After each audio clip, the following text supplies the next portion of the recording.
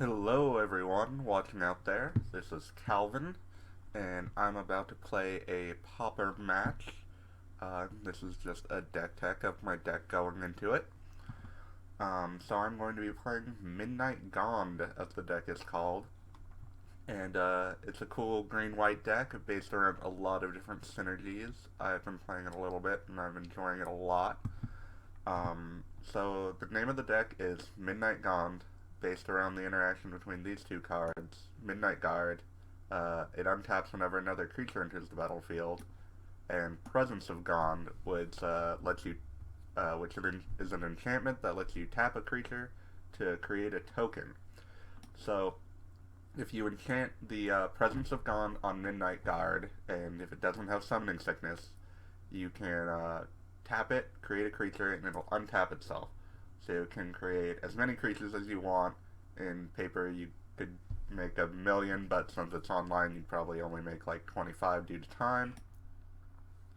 But, so a lot of decks in Pauper have a hard time dealing with just a huge mass of creatures that can't be dealt with. There's not a lot you can do. There's some stuff, but we'll get to how we prevent that from happening in a little bit. Along with that, we have the Soul Sisters package, which is Soul's Attendant and Soul Warden, both 1/1 creatures that whenever another creature enters the battlefield, you gain a life. So this gets you a ton of life with the original combo, and it also just prevents any sort of aggressive deck from gaining ground if you can stick these early. And these can really just help grind out games, even when it seems like you're behind. As long as you can keep playing enough creatures, you can just stay in the game. So they work really well in this deck, especially with the token makers that are the next kind of package we have is I like to call it the Saproling package. So it's all cards that make Saprolings. The best one is Sprout Swarm. So Sprout Swarm is a 2 mana, put a 1/1 Saproling creature token onto the battlefield. Not that good, but it has Convoke and Buyback. So for 5 mana, which you can also tap creatures to use, you can put a 1/1 Saproling creature into play and return this card to your hand to use it again. So when you get enough Saprolings on the field, you can pretty much cast this 1 to 2, sometimes even 3 times a turn for free, pretty much. And the best part is the Saproling that comes into play can also be used for the Convoke cost, since they don't have to actually be tapped.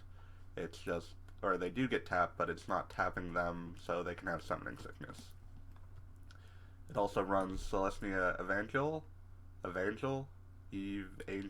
don't know how to say that word, which is just a quick, easy way to get some extra tokens. It takes a little bit more resources than everything else, but it's also a 1/2, which isn't that bad. And, but it just puts more pressure and more Saprolings onto the battlefield. The one that makes the Saprolings being able to win the game is Pallid Mycoderm. So it's a standard kind of Thallid dude. Every upkeep, you get a counter, remove 3 counters, and he gets Saproling onto the field. But if you sacrifice a Saproling, every fungus or Saproling gets +1/+1 until end of turn. So what this does is allow you to reach a critical mass where you can kind of swing in with all your Saprolings, and if your opponent blocks any of them, you sacrifice them to pump the unblocked ones, and then you can just do an insane amount of damage with a moderate amount of Saprolings. As another Saproling creator, it's Scatter the Seeds. It's just a way, so it's 5 mana, you get 3 Saprolings, it also has Convoke, so it's just a way you can get a good amount of Saprolings on the field to kind of start doing more with the Sprout Swarm. With the Attendants, it can also gain some life, and also it's an instant, so you can use it to surprise, kind of do some tricks with this guy if he's on the field. So that's kind of how we win the game. We get the Midnight Guard and Presence of Gond. We gain the life of Soul Warden to prevent losing, and then we can kill them with Saprolings if the Midnight Gond combo doesn't work out. To protect the deck, We have 3 Journey to Nowheres, which is just a good solid creature removal, you know, exile any creature for 2 mana. We have Veteran Armorer, which prevents pretty much the entire deck from losing to just an Electrickery. It also allows all the Saprolings to trade up. It gives, you know, an extra toughness to all the other creatures I control.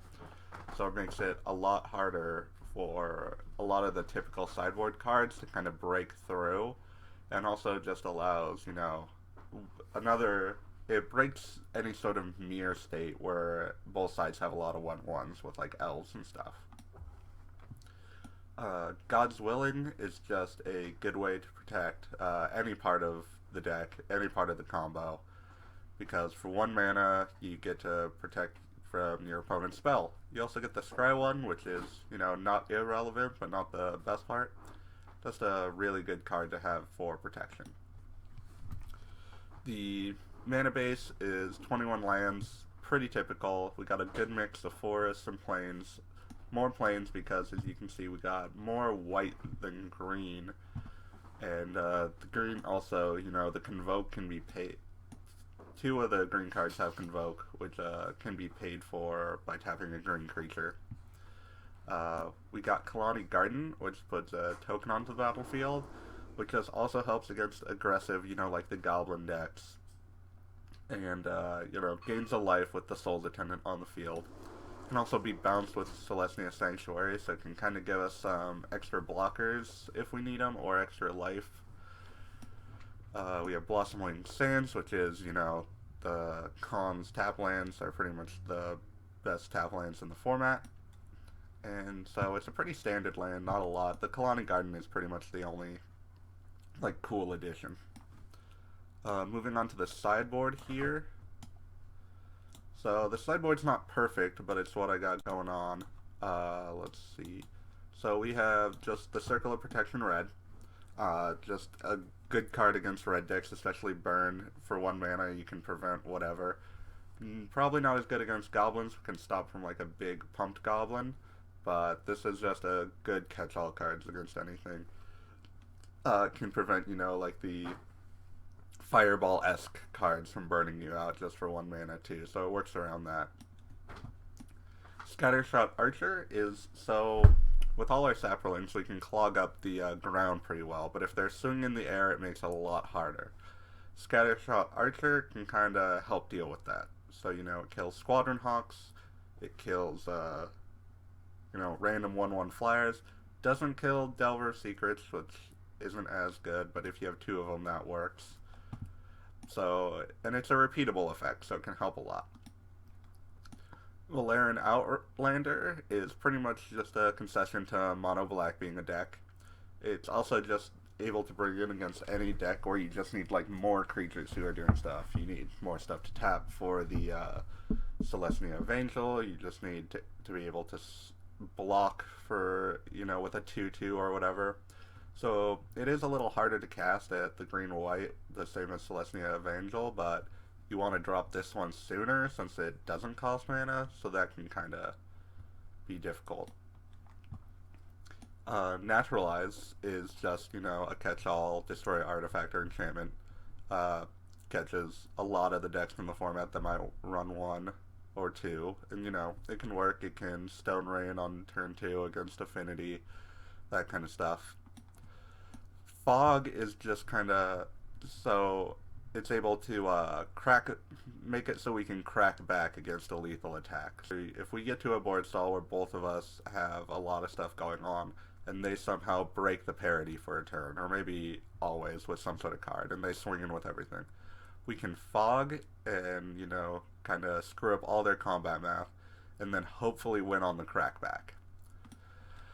So that's the deck we got going on for today. We're going to be playing in a squad Pauper league that my friends have set up. So today is the first match, and I'm excited to try it out. So we'll see you at the beginning of the match.